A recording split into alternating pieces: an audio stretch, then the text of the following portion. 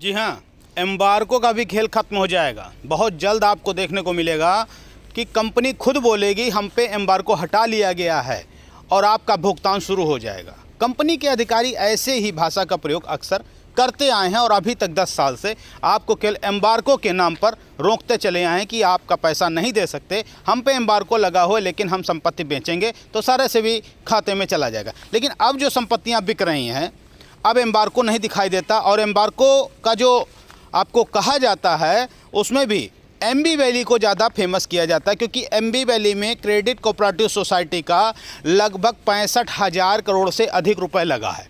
इसीलिए बताया जाता है हम पे एम्बार्को लगा है और सोसाइटी का पैसा हम नहीं दे सकते, जबकि सोसाइटी और एम्बार्को से कोई मतलब ही नहीं है। एम्बार्को का कहानी अलग है, सोसाइटी का जो भुगतान है और जो पैसा कलेक्ट किया गया वो मैटर अलग है।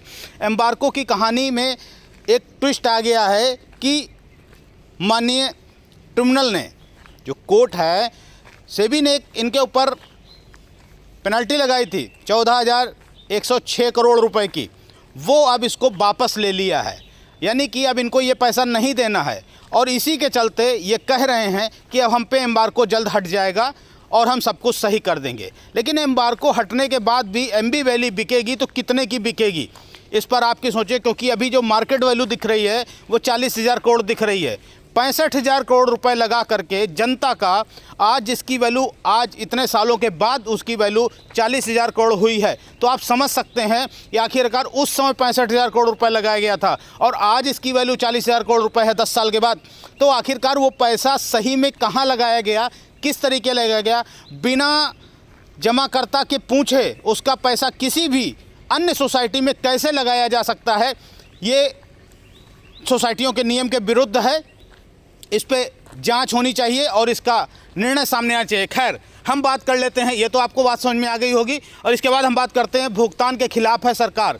छतरपुर हाई कोर्ट में एक आदेश दिया कोर्ट ने कि छतरपुर सरकार एक फंड बनाए 200 करोड़ का, 200 करोड़ एक कमेटी बनाकर उसमें फंड डाले और बाकी पैसा इनकी संपत्तियां बेचकर, सोसाइटियों की जो अन्य तमाम कंपनियां चिटफंड की, इनकी सोसाइटियों की संपत्ति को बेचकर उस पैसे को कलेक्ट करे और आम जमाकर्ता का भुगतान करे, जिसको लेकर के 45 दिन का समय दिया गया माननीय छतरपुर हाई कोर्ट की तरफ से। ठीक है, अब इसके खिलाफ छतरपुर की सरकार ये कहाँ चली गई है, ये आपकी चली गई है माननीय सुप्रीम कोर्ट। इन्होंने, सरकार ने एक नई पिटीशन लगा दिया है माननीय सुप्रीम कोर्ट में इस आदेश के खिलाफ, जो कोर्ट का आदेश था उसके खिलाफ। यानी कि एक कोर्ट कह रहा है कि आप भुगतान करें और सरकार उस आदेश के खिलाफ माननीय सुप्रीम कोर्ट पहुंच चुकी है। इससे पहले भी एक केस हुआ था जिसमें इन्होंने नई पिटीशन लगाई थी दिल्ली में, जो कि रिजेक्ट कर दी गई थी।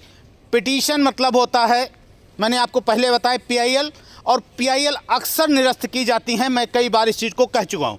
अगर आपके साक्ष्य मजबूत नहीं हैं तो आपकी PIL निरस्त कर दी जाएगी, और एक PIL निरस्त करने का मतलब है करोड़ों लोगों से जो चंदा के नाम पर वसूला गया पैसा है वो सब खत्म हो जाता है, क्योंकि सारे चार्जेस तो पहले लग जाते हैं, वकील अपनी फीस पहले ले लेता है, कागजात में सब खर्चे पहले से हो जाते हैं।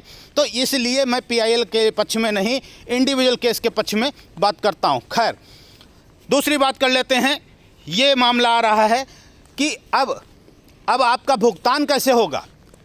एक संगठन दिसंबर में रामलीला मैदान में 5 लाख की संख्या लेकर के उतरने को तैयार है अपने भुगतान की मांग को लेकर के। हमारा पूरा सपोर्ट है और मोरल सपोर्ट मैं दे रहा हूं कि सभी लोग अपने वर्चस्व की लड़ाई को छोड़कर, अपने अहम को छोड़कर, अगर कोई संगठन, मैं कोई भी संगठन की बात करता हूं, अगर कोई आह्वान करता है, लोगों को एकत्रित करके कोई आंदोलन की प्रक्रिया में लाता है, तो सभी लोग एक साथ हो जाएं और जिनके पास जो कार्यकर्ता हैं, जो जमा करता हैं, जो एकत्रित कर सकते हैं, उनको सबको एकजुट होकर के इस आंदोलन को बड़ा करना चाहिए। लेकिन वसूली के नाम पर नहीं, आम जनता के भलाई के नाम पर। स्वेच्छा आपकी है, आप क्या देते हैं क्या नहीं देते हैं ये आपके ऊपर डिपेंड करता है, लेकिन कोई प्रतिबंध नहीं होना चाहिए कि इतना पैसा देना ही है। तभी आप ये कार्य कर सकते हैं, तभी आप ऐसा कर सकते हैं। क्योंकि ऐसा मैंने कल एक पोस्ट में पढ़ा, पीआईएल के नाम पर बाधित किया जा रहा है कि आप इतने लोगों का रसीद कटाइए। मतलब आप इतने लोग रसीद कटाएंगे तभी पीआईएल का काम हो पाएगा। ऐसे ये प्रतिबंधित कमेंट्स करना ठीक नहीं है। प्रतिबंधित नहीं करना चाहिए लोगों को। जिसकी जो स्वेच्छा हो, जिसकी जो क्षमता हो, कोई 10,000 दे, कोई 5,000 दे, कोई 100 दे, ये अपने ऊपर होना चाहिए।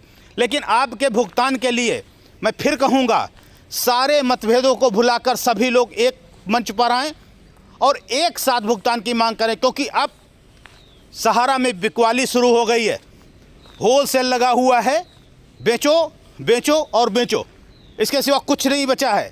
इसलिए सभी लोग एक साथ हो जाइए और अपने भुगतान की मांग के लिए सरकार को, न्यायालय को, सेबी को, सभी को ज्ञापन देते हुए एक मुश्त सब लोग एकत्रित होकर के रामलीला मैदान में बड़ा आंदोलन करें और तब तक नहीं उठें जब तक भुगतान शुरू ना हो। जय हिंद, जय भारत।